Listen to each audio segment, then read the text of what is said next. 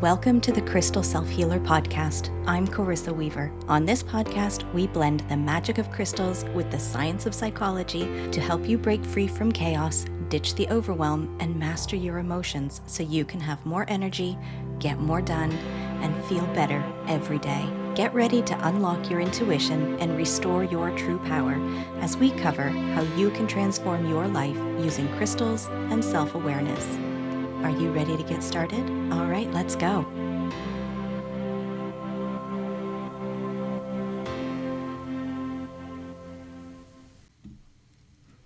Have you ever held a handful of crystals and wondered which ones work together and how do I even begin to decide?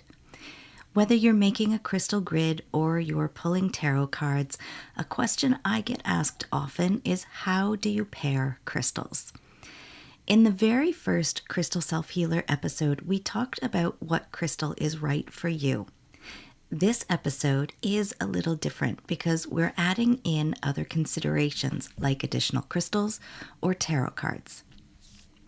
In this episode, we're going to pull back the curtain to understand crystal pairings so you can confidently pick what crystal you're going to work with. By the end of this episode, you'll not only understand how to pair crystals with confidence, but also feel more connected and empowered in your spiritual practice. You buy crystals thinking they'll help, but then you feel stuck because you're not sure how to combine them or use them with purpose. Maybe you're not just looking for a crystal to calm your anxiety.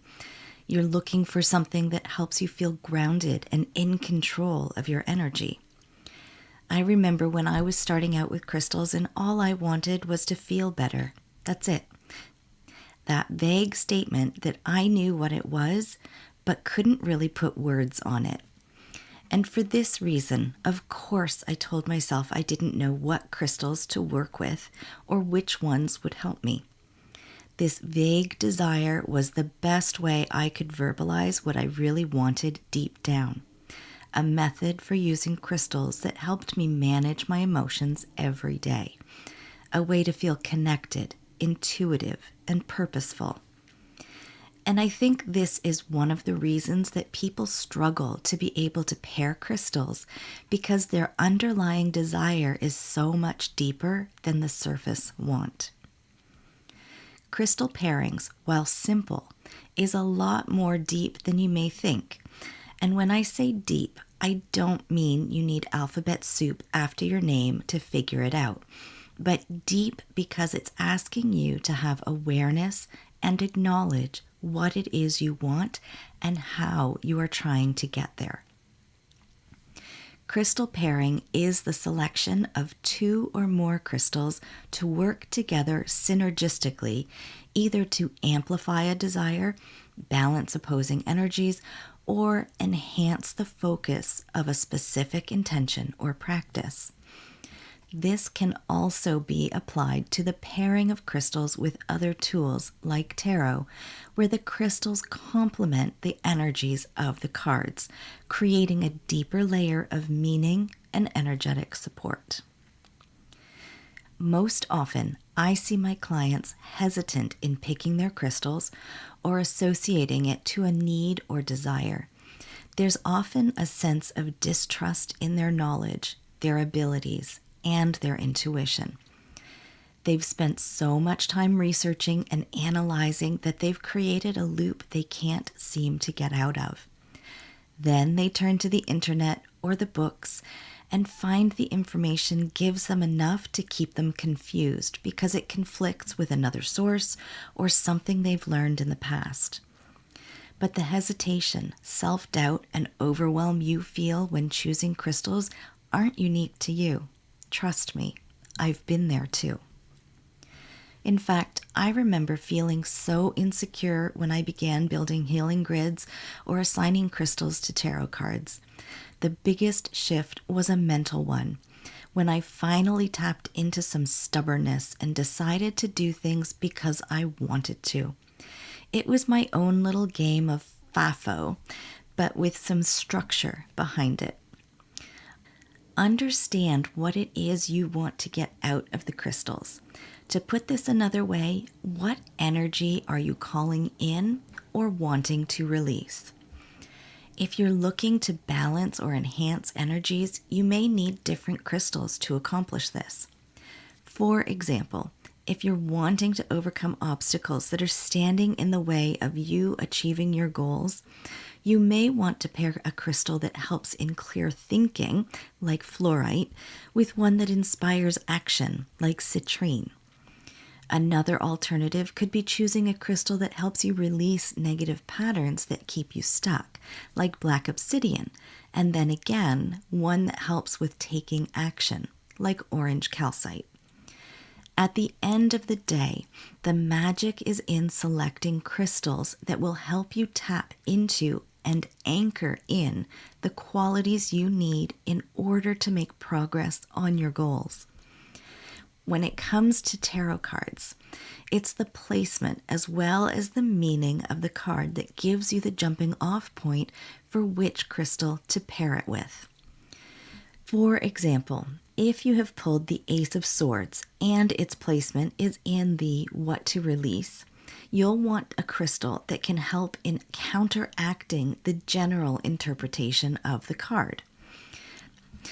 So with the Ace of Swords being about success, victory, and new beginnings, and those qualities or properties are getting in your way, for example, maybe you drop projects for something new and shiny, you would want a crystal that is more rooted and grounded energy that also offers some stick-to-itiveness, like tiger eye.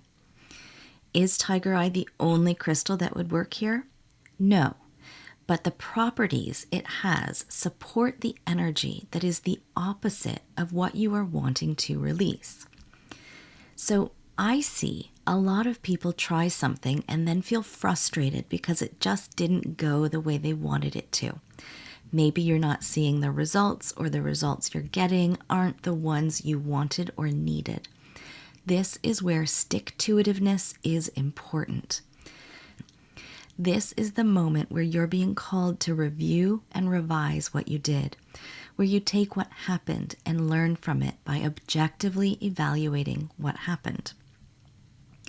The first hurdle is to not take it personally if things didn't go well. This is key when you're playing with a FAFO framework. It's reminding yourself that you're doing the see what will happen part of the process to see if your chosen crystal pairing supports your intention. The second is to figure out where there is a gap that you can adjust for. Revisit your original intention. Were you clear about what you wanted to achieve? Then you get to decide if different crystals will address that gap. If you realize your original pairing didn't quite align with your intention, consider swapping or adding a crystal that supports what you're trying to accomplish. So here's what the Ace of Swords energy in the what to release position is suggesting in this scenario. It's human nature to want to avoid uncomfortable feelings like failure or disappointment. But if you are constantly focusing on new beginnings, shiny new things, and how they could be successful, you miss the opportunity to tweak what you have already done to find the success you were working toward originally. It's like the cartoon with the two people digging tunnels where one keeps digging to find the treasure and the other gives up just feet away from the treasure. Which one of those people do you want to be? So here's why I'm offering Tiger Eye as a crystal to support you here. Tiger Eye is a dynamic stone that brings together grounding energy with heightened clarity and discernment, making it an invaluable tool for understanding crystal pairings. Its grounding properties anchor you in the present, providing a steady foundation for evaluating your choices and intentions with a clear head. One of Tiger Eye's standout qualities is its ability to sharpen your discernment, helping you distinguish between options and align with what truly serves your goals. This energy supports the logical yet intuitive balance needed to pair crystals or interpret tarot cards effectively. In addition, Tiger Eye stimulates the sacral and solar plexus chakras, activating curiosity, creativity, and the willpower to explore deeper connections. This dual activation empowers you to approach your pairings with an open mind and the confidence to experiment while staying rooted in your intentions. When paired with the energy of the Ace of Swords in the what to release position, Tiger Eye helps counteract tendencies to abandon projects prematurely. It grounds you in your commitment while sparking the curiosity and resolve needed to fine-tune your efforts and see them through to completion. Today's pairing of the Ace of Swords with Tiger Eye is from a recent crystal and tarot forecast inside the Charmed community.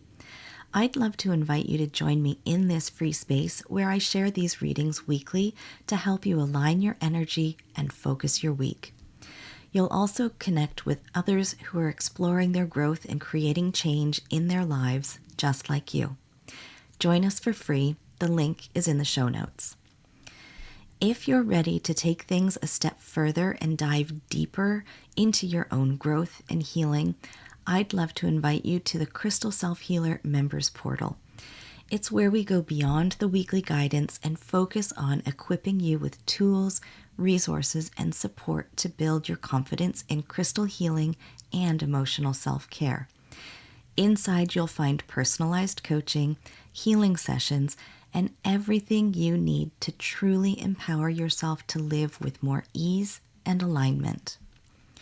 Visit 3charmgems.com or click the link in the show notes to learn more and join me.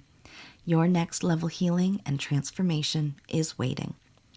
Today's episode has been brought to you by the Ace of Swords, Tiger Eye, and Stick-to-itiveness. May we all stay grounded in our truth, curious in our journey, and persistent in our growth. Blessed be, my friends. All right, my friends, that wraps up this week's episode. Thank you for joining me here today on the Crystal Self Healer podcast. If you haven't already, hit subscribe, leave a review, and take the What Crystal is Best for You quiz linked in the show notes. Join me again next week as we continue to demystify crystals, how your brain works, and how you can use them so you can have more energy, get more done, and feel better every day.